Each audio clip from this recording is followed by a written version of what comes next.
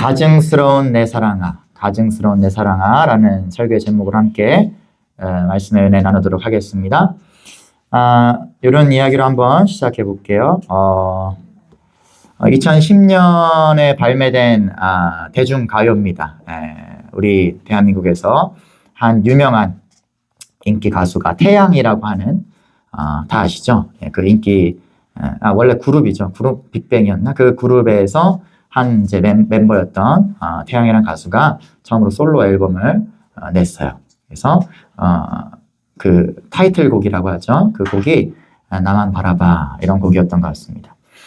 혹시 뭐 아시나요? 이 노래? 뭐 노래방 가서 좀 불러보셨습니까? 네. 가사 후렴구가 조금 충격적이었어요. 어떤 가사인지 기억나십니까? 내가 바람 펴도 너는 절대 피지 마. 나는 너를 잊어도 너는 나를 잊지 마. 가끔 내가 연락이 없고 술을 마셔도 혹시 내가 다른 어떤 여자와 잠시 눈을 맞춰도 넌 나만 바라봐. 예, 그야말로 뭐 이제 미쳤죠. 예, 미쳤다라고 할 수 있는 그런 가사입니다. 근데 여러분 이게 가사가 이게 무슨 이런 가사가 있냐 하지만 사실은 가사가 너무 선정적이거나 너무 폭력적이거나 혹은 뭐 사회 통념과 너무 맞지 않을 때는 어떻게 되죠? 그 방통위라고 하죠. 방송통신위원회에서 방송 금지시켜요. 그러면 이 노래가 가사가 좀 이러니까 그렇게 됐나? 아니요. 전혀 그런 게 없었어요. 그런 뭐 시비가 붙은 적도 없었고요. 아무런 제재도 받지 않았습니다.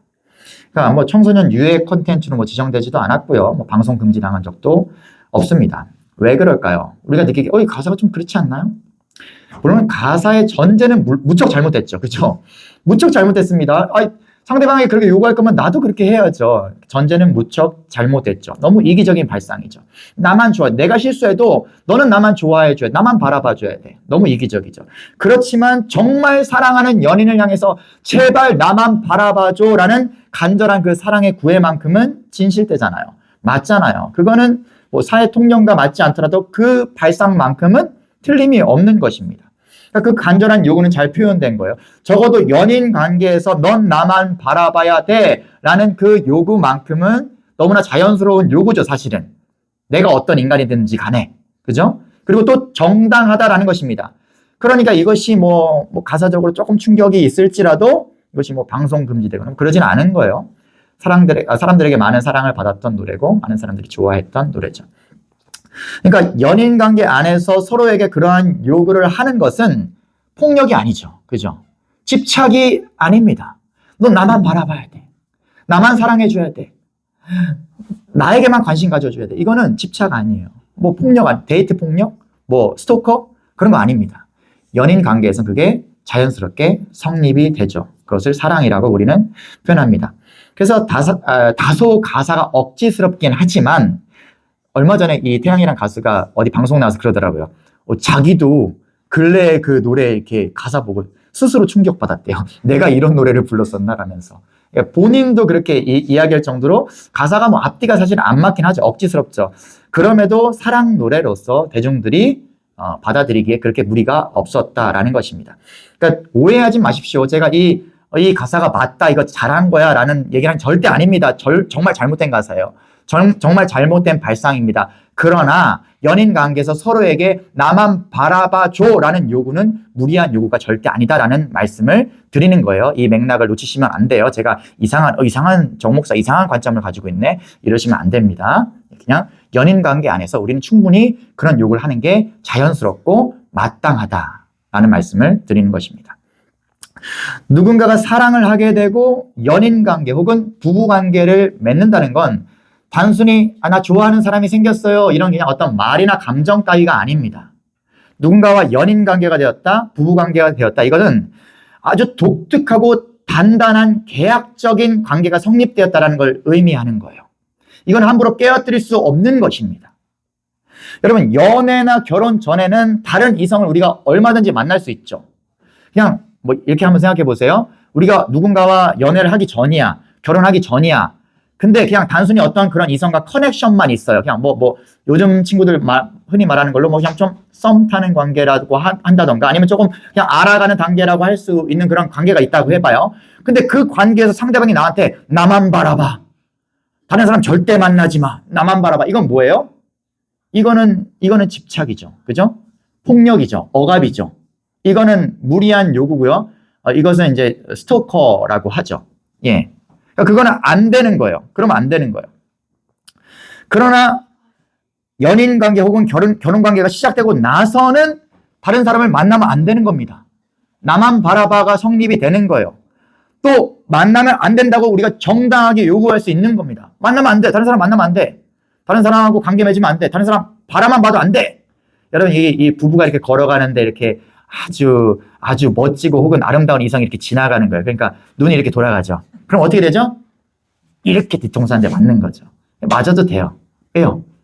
이미 연인관계 혹은 결혼관계가 성립되었을 때는 그렇게 요구할 수 있는, 나만 바라봐야지 어딜 봐가 성립이 되는 거거든요. 네, 이것은 통제나 억압이나 집착이나 폭력 아닙니다. 사랑이라고 말합니다. 그때 그런 관계 속에서 왜 이렇게 집착을 해? 왜 이렇게 쿨하지 못해? 너무 나만 보지 마. 이렇게 말하는 건 그게 오히려 폭력인 거예요. 그죠? 그게 오히려 폭력이죠. 그 독특하고 단단한 계약적인 관계를 망가뜨려 버리는 행위죠. 예, 그럴 수가 없는 것입니다. 제가 왜 이런 뭐 연애학 강의하는 것도 아닌데 이런 왜 이야기를 시작하냐면 하나님과 우리의 관계가 사실은 이와 같다라는 것을 오늘 성경에서 이야기하고 있기 때문입니다. 오늘 1절, 11장 1절에 보니까 여호와께로부터 예레미야에게 임한 말씀이라 이르시되, 그러니까 예레미야라는 이 선지자가요, 하나님께 말씀을 듣고 그것을 이스라엘 백성들에게 대언하는 선지자, 예언자의 역할을 감당하고 있습니다. 선지자 혹은 예언자 예레미야에게 하나님의 말씀이 임했습니다. 그러니까 이 예레미야는 자기 말하는 게 아니에요. 하나님의 말씀, 하나님의 마음을 이스라엘 백성들에게 전달합니다. 근데 어떤 말씀을 하시는가 11장 전체적으로 쭉 살펴보면요. 물론 예레미야 전체적으로 살펴봐도 뭐 똑같은 의미겠지만 제가 한 문장으로 좀 이렇게 축약해 봤어요. 사랑하는 내 백성들아, 너희가 참 가증스럽구나.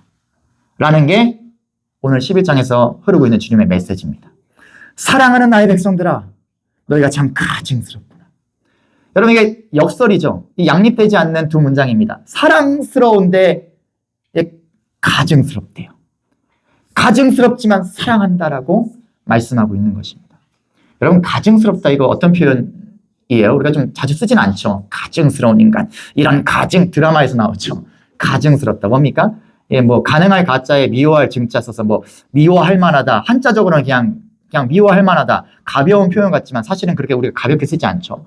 정말로 혐오스럽도록 미운 존재에게 이런 가증스러운 인간. 아주 강한 부정적인 의미를 담아서 쓰는 말이 가증스럽다. 근데 오늘 하나님께서 사랑하는 나의 백성들아, 너희가 너무 가증스럽다라고 말씀하고 있다라는 것입니다. 여러분, 왜요? 유다 백성들은요, 겉으로는 하나님의 백성이라는 신분을 유지하고 있는 거예요. 하나님 백성이래요. 왜요? 이 제사를 드리는 거예요. 하나님께 제사 드려요. 예배 드리는 거 말하자면. 그리고 막 절기도 지켜요. 종교적인 형식은 지키고 있다라는 것입니다. 그런데 실제 삶의 결정권, 삶의 운행권에 있어서는 우상에게 맡겨버리는 거예요. 다른 우상에게 절하고 있는 거예요. 내가 어떻게 하면 될까요? 우상에게 물어보고 있고요. 우상 선지자들에게 막 묻고 있고요. 그렇게 하나님과의 관계 속에서 가늠하고 있다라고 성경이 표현하고 있습니다. 자기들이 입맛대로 고른 우상에게 혹은 자기 자신이라는 우상에게 삶의 운행권과 결정권을 맡기고 그렇게 살아가고 있다라는 것입니다. 그래서 예레미야서에서는요, 하나님께서 자신과 이 이스라엘 백성의 관계를요, 부부 관계로, 이 이스라엘과 맺은 관계를 부부 관계로 표현하십니다. 한번 성경 말씀 볼까요? 3장 20절에 보니까, 그런데 이스라엘 족속아, 마치 아내가 그의 남편을 속이고 떠나감같이 너희가 확실히 나를 속였느니라. 부부관계로 표현하신 거예요. 아내가 남편을 속이고 치링한 거죠. 떠나감같이 너희가 그렇게 나를 속였어. 또 3장 8절에서는 내게 배역한 이스라엘이 간음을 행하였으면, 이 간통 뭐예요? 부부관계에서 통용되는 말이잖아요. 간음했어 너희가. 내가 그래서 너희를 내쫓고 너희에게 이혼 증서까지 주었어. 이렇게 표현. 그러니까 완전한 부부관계로서 하나님과 이스라엘 백성을 표현하고 있습니다. 여러분, 그러니까 온 우주의 하나님께서 하잘것없는 우리와 맺어주신 관계가 주종 관계가 아니라는 거예요. 주인과 종의 관계가 아니라 사랑의 혼인 관계라는 거예요. 놀라운 사실 아닙니까? 하나님, 그 온 우주의 하나님이 이런 우리와 맺은 관계가 사랑의 혼인 관계라고. 그래서 하나님께서 질투하시고요. 우리가 간음할 때 배신감 느끼시고요. 가증스럽게 우리를 바라보신다라는 것입니다. 15절, 15절인데, 15절 말씀 보면 이런 말씀이 있어요. 제가 담지 않았군요. 15절에 보면 나의 사랑하는 자가 많은 악한 음모를 꾸미더니 나의 집에서 무엇을 하려느냐 그러셔요. 거룩한 제물고기로 내 재난을 피할 수 있겠느냐? 그때 네가 기뻐하겠느냐 그러셔요.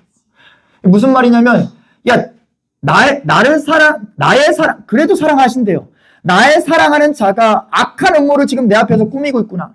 내 앞에서는 이렇게 웃으면서 아유 하나님 이렇게 말하면서 내 집에서 지금 뭐 하는 거야? 악한 음모를 꾸미고 있구나. 뒤에서 저렇게 막 이 우상 만나고 저 우상 만나고 그래 간음하고 음행하고 있구나. 야, 거룩한 제사물 나한테 그 바치면 너에게 그 닥칠 재난을 피할 수 있을 것 같으냐? 야, 네가 그렇게 하는 게 기쁘냐? 이게 무슨 말이야?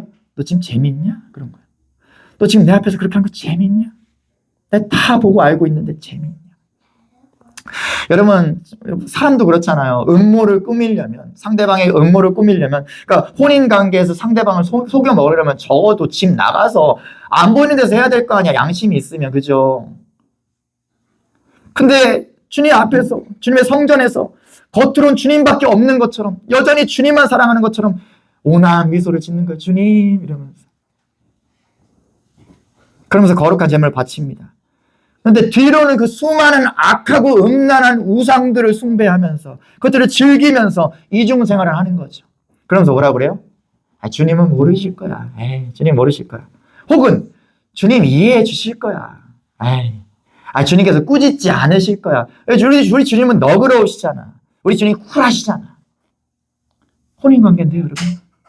혼인관계인데요. 주님이 너그러우셔야 돼요. 혼인관계 안에서 쿨하셔야 돼요. 그래, 다른 사람도 만나봐. 이게 맞아요? 이거는 정신 나간 생각이죠. 그죠?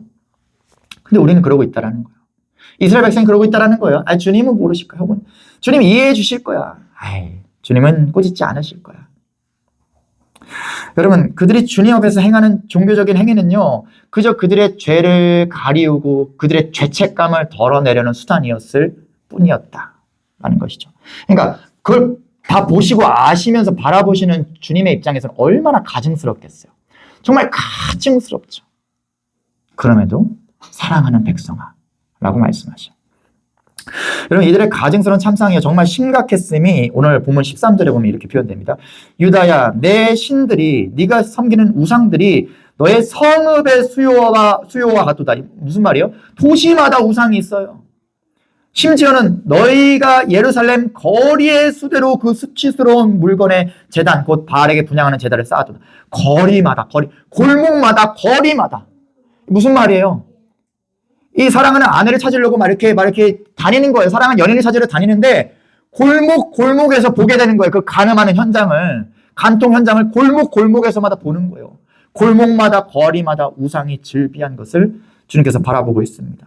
정말 가증스럽지 않으셨을까요? 여러분, 앞서 이야기한 대로 유다 백성들은요, 하나님을 완전히 버리고 떠난 게 아니에요. 하나님 안 믿어. 하나님 우리한테 도움 안 주는 것 같아. 하나님 안 믿을래. 이게 아니에요. 하나님을 믿어요. 믿는데요. 하나님을 섬기고 있어요. 종교적인 행위를 하고 있고 제사를 드리고 있고 예배를 드리고 있다라고요. 근데 하나님 옆에 다른 신을 추가했다라고요. 이걸 신학적인 용어로 혼합주의라고 이렇게 표현합니다. 혼합주의. 어려울 때는 하나님 찾으면서 내 삶의 풍요를 위해서는 바알에게 절하고 있는 거예요. 하나님 한 분만으로 만족하지 못하고 양다리, 세다리, 막 5다리 걸쳐가면서 그렇게 그런 교묘한 불신앙을 이야기하는 것입니다. 하나님께서는 이것을 나를 떠난 것과 같은 언약 파기, 계약 파기로 간주하셨습니다. 그래서 오늘 성경에 보니까 11절 말씀, 하나님께서 얼마나 속상하셨던지, 얼마나 가증스럽게 여기셨던지 11절 말씀. 그러므로 내가 재앙을 그들에게 내리리니 그들이 피할 수 없을 거야.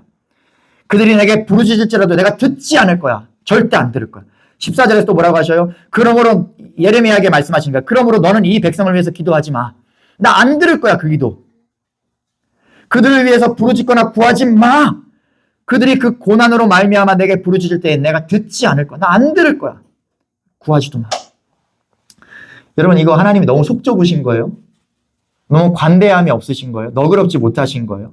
온 우주의 주인이신 하나님께서 어떻게 관대하지 못하게 그러셔요? 그런 겁니까? 혼인관계라, 혼인관계. 여러분, 비신자분들이 간혹 이런 말씀 하셔요. 야, 자기 안 믿으면 지옥 보내는 그런 신을 내가 왜 믿어야 되냐? 야, 자기 안 믿는다고 지옥을 보내? 그런 속 좁고 찌질한 그런 신을 내가 왜 믿어야 돼? 야, 그런 신이 사랑의 하나님 맞아? 너희가 사랑의 하나님이라며. 근데 자기 안 믿는다고 그냥 지옥에 던져버려? 그게 너희가 믿는 사랑의 하나님이야? 야, 그런 신이면 난 안 믿는다. 이렇게 조롱하듯이 말하는 그런 말들을 제가 들어본 적이 있어요. 예. 여러분, 과연 그런 걸까요? 그렇게 말하는 사람들에게 어떻게 대답해 보시겠어요? 여러분, 사실은 이거예요. 하나님께서 이놈 저놈 멱살 잡아가지고 지옥에 집어 던지시는 게 아니라 사실은 이렇게 표현하는 게 성경적으로 맞습니다. 모든 인간은 뚜벅뚜벅 지옥으로 걸어가고 있어요. 하나님이 지옥으로 보내시는 게 아니라 모든 인간이 그냥 자기 발걸음으로 스스로 출생하고 나서 죄에 죄를 더해가면서 스스로 지옥으로 발걸음을 향하고 있다라고요. 모든 인간이요. 모든 인간이요. 그게 모든 인간의 숙명이라고 성경이 말하고 있는 것입니다. 모든 사람이 죄를 범하였음에 하나님의 영광에 이르지 못하고 모든 인간이 태어나면서부터 죄에 죄를 더하며 사탄을 쫓으며 그렇게 계속해서 그들을 위해 예비된 지옥으로 계속해서 걸어 나가고 있는 것입니다. 왜요? 지옥은 죄인을 위해 마련된 공간이니까요. 그럼 하나님은 엄밀하게 말하면 뭐 하시는 거예요? 야, 너 죄인이지? 너 죄인이지? 야, 심판받아라. 저주받아라. 이러면서 지옥으로 그를 집어 던지시는 게 아니라 자기 발걸음으로 지옥으로 가고 있는 모든 사람들 가운데서 한 명 한 명을 구원해내고 계신 거라고요. 여기 이렇게 지옥이 있습니다. 우린 여기서 이렇게 출발하는 거예요. 이렇게 가는 거예요. 계속 걸어가요. 지옥으로요. 무조건이요. 모든 인간이. 근데 하나님께서 이 측면에서 어떻게든 예수 그리스도라는 구원의 밧줄을 던져서 한 명 한 명 구원해내고 계신 거예요. 이것이 하나님과 우리 사이의 관계입니다. 그렇게 오해하시는 분들에게 이렇게 설명해 주세요. 아니요. 하나님께서 지옥에 보내시는 게 아니라 모든 사람은 자기 발로 지옥으로 가고 있습니다. 그런데 그 가운데서 하나님께서 한 사람 한 사람 그 사랑하시는 가운데 구원해내고 계신 거예요. 여러분, 어떻게 구원하십니까? 죄인을 대신하여 죽으신 형벌 대속적 죽음으로 죄인의 형벌을 대신 다 받으신 예수 그리스도라는 생명줄을 던져서 한 명씩 살려내고 계십니다. 그러니까 하나님은 자기 안 믿는 자들 지옥 보내는 일을 하고 계시는 게 아니라 지옥 갈 수밖에 없는 자들을 살려내는 일을 하고 계십니다. 지금도요. 그리고 그렇게 사라진 존재가 지금 여기 우리라는 사실입니다. 또 이렇게 말씀하시는 분들이 있을 거예요. 야, 그거 말장난 아니야? 그거 말장난 아니야? 야, 전능하신 하나님이라며. 전능하시면 그러면 지옥으로 뚜벅뚜벅 걸어가는 사람들 앞에 딱 멈춰서가지고 가로막으시면 되지. 못 가게 멈추게 막으시면 되지. 혹은 지옥을 때려 부셔서 지옥 없애버리면 되지. 하나님 전능하시다며 다 하실 수 있잖아. 그럼 못 가게 막던가 지옥을 없애버리던가 하면 되지. 그 말장난하고 있냐? 그렇게 말하시는 분도 있겠죠. 그래요? 그럼 그렇게 한번 가정해 보자고요. 하나님께서 마음대로 하신다. 자기 마음대로. 하나님이 자기 원하는 대로, 자기 마음 내키는 대로, 즉 자기 멋대로 자기의 룰을 막 어겨가면서 그렇게 행하신다라고 한번 생각해 보세요. 여러분, 그런 존재라면 우리가 믿을 수 있습니까? 자기 원하는 대로, 자기 마음 내키는 대로 멋대로 막 룰을 바꾸는 그런 그런 존재 우리가 믿을 수 있을까요? 그분이 우리의 구원자 하나님이라고 믿을 수 있을까요? 한번 이렇게 생각해 보세요. 어떤 이 지구상에 절대 권력자가 있어요. 지구에서 제일 힘센 권력자가 있다고 생각해 보세요. 누구 있죠? 생각나는 분 있죠? 지구에서 제일 힘센 권력자가 있어요. 근데 막 법을 안 지켜요. 국제법을 막 안 지켜요. 막 국제관계 뭐 이런 거 신경도 안 써요. 오늘 아침에 이렇게 얘기했다가 오늘 저녁에 또 다르게 얘기해요. 말을 하루아침에 막 뒤집어 버려요. 막 그렇게 하면서 그냥 막 기분 나쁘면 막 그냥 막 뭐 이렇게 미사일 쏴버리고 막 마음대로 해버려요. 여러분, 만약 그런 존재가 있는지 모르겠지만 그런 존재가 있다고 한번 가정해봐요. 믿을 수 있어요? 그런 존재를? 그런 권력자를 우리가 믿을 수 있냐고요. 그런 권력자를 믿고 한평생 이 전 세계를 다스려주세요라고 하실 수 있겠어요? 안 될걸요? 어려울 것 같아요. 그죠? 두려워는 할 수 있겠죠. 왜요? 너무나 강한 권력을 가졌으니까 두려워는 할 수 있습니다. 그러나 결코 믿을 수 없습니다. 여러분, 하나님은 자신의 성품, 자신이 하신 말씀, 자신이 약속, 그 모든 거 손바닥 뒤집듯이 만약에 그분이 막 바꿔버리면 그럼 그분을 우리의 신실하신 하나님으로, 믿을 만한 하나님으로, 나의 구원자로 믿을 수가 없다라고요. 왜요? 또 언제 바뀔지 모르니까요. 여러분, 그런데 하나님은 신실하십니다. 믿으십니까? 하나님은 신실하셔요. 자신이 온 우주의 창조주라고 해서 그 세우신 질서를 멋대로 파괴하지 않으셔요. 절대로요. 그래서 그분이 그분답게 즉 그분의 성품대로, 그분의 말씀대로, 그분의 약속대로 행하실 때 우리는 그분을 선하다, 신실하다, 믿을만하시다 라고 표현하는 것입니다. 그리고 그분이 진실로 우리 하나님께서 그렇게 철저하게 그분답게 행하고 계시다라는 거예요. 처음부터 지금까지 계속해서요. 절대로 자신의 성품과 말씀과 약속을 어그러뜨리지 않고 온 우주를 지금까지 운행해 오셨고 온 역사를 지금까지 주관해 오셨습니다. 그래서 우리는 그분을 믿을 수가 있습니다. 여러분, 근데 놀라운 사실은 이거예요. 그분이 그분의 성품과 그분의 말씀과 그분의 약속을 어그러뜨리지 않으시면서도 죄인인 우리를 살려내고 있다는 사실입니다. 여러분, 그분께서 그냥 지옥으로 막 향하고 있는 죄인인 우리를 그냥 살려버리시고 혹은 지옥을 그냥 때려 부셔가지고 없애버리시면 그럼 그분의 말씀, 그분의 성품, 약속 다 깨버리는 거예요, 스스로.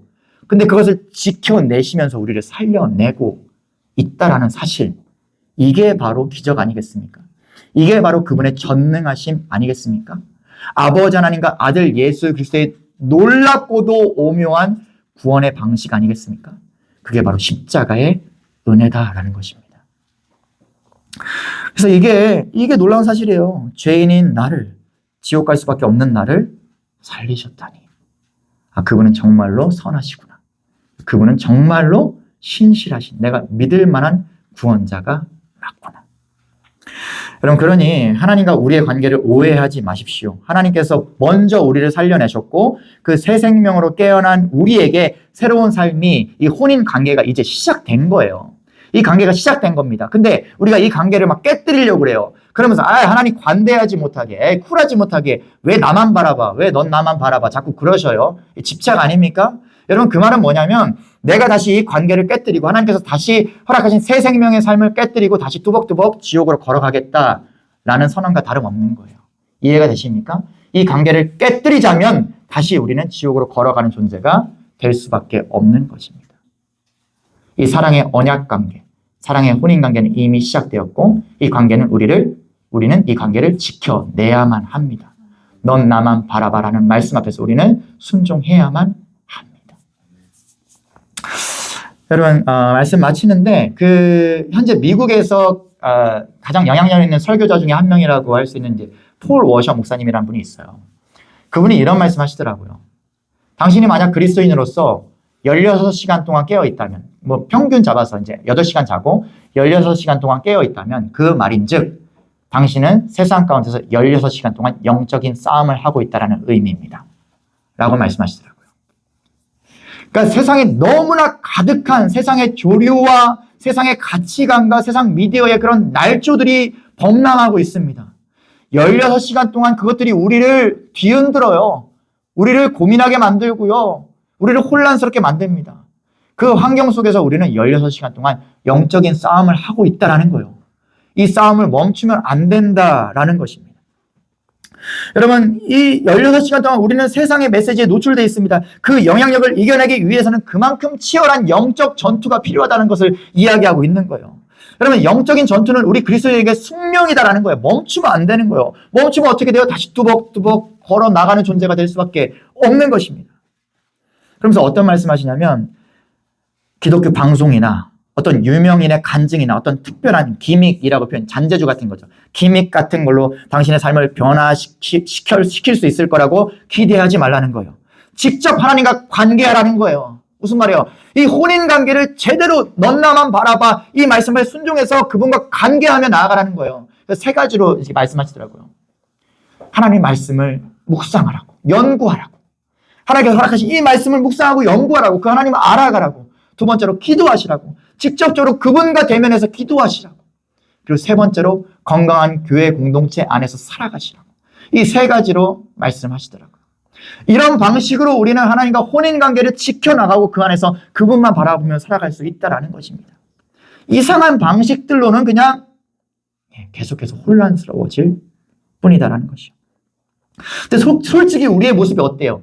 하루 16시간 중에서 1시간이라도 주님 앞에서 순결한 신부로서 존재하는 시간이 있습니까, 우리가? 과연?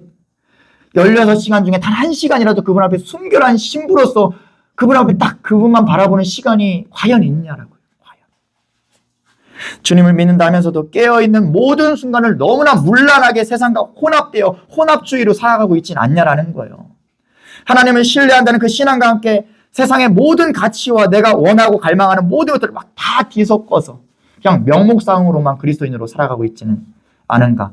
현대판 혼합주의 신앙으로 살아가고 있지는 않은가? 어쩌면 우리는 주님과의 관계 속에서 계속해서 간음을 범하고 있지는 않은가? 이스라엘처럼 주님께서 가증스럽게 여기시는 짓을 반복하고 있지는 않은가? 그러면 이제 11장 후반부를 보면요. 그 예레미야의 고향 사람들, 아나도 사람들이 이 예레미야가 자꾸 하나님 말씀을 따갑게 예언하니까 잡아가지고 죽이려고 합니다. 협박하고요. 정말로 위해를 가하고요. 예레미야 선지자는 정말 죽을 고비를 여러 번 넘기게 됩니다. 근데 이 상황을 예레미야가 어떻게 표현하니까 19절 말씀 보니까 나는 끌려서 도살당하러 가는 순한 어린 양과 같으므로 이렇게 자신의 처지를 표현합니다. 나는 끌려서 도살당하러 가는 순한 어린 양. 뭐가 떠오르세요? 그쵸? 나는 끌려서 도살당하러 가는 순한 어린 양. 이사야서에서 동일하게 표현되고 있고요. 요한복음에서 동일하게 표현되고 있습니다. 예수님은 도살장에 끌려가는 순한 어린 양과 같다라고 표현되고 있습니다. 십자가로 향하는 예수 그리스도.